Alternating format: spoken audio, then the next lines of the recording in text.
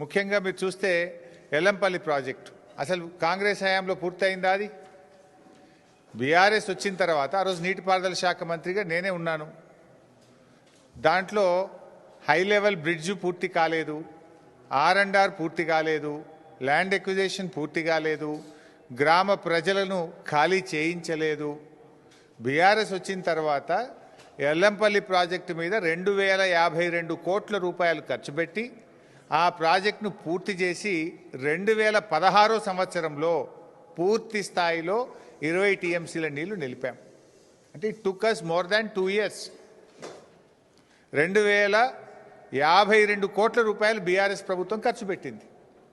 నీ లెక్క చేయాలంటే 2052 కోట్లు ఖర్చు పెట్టినాం కనుక పోవాలి, ఎల్లంపల్లి కాడ మీటింగ్ పెట్టాలి, శిలాపాలకు వేసుకునేది ఉండే, రిబ్బన్ గా తెచ్చేది ఉండే. కానీ మేము గా పని చేయలేదు. మేము గా చిల్లర రాజకీయాలకు పోలే. పని చేయడం ముఖ్యం అనుకున్నాం తప్ప రిబ్బన్లు కత్తిరించి ప్రజల్ని భ్రమింపజేయాలనేటువంటి ఆలోచనలు మేము లేము.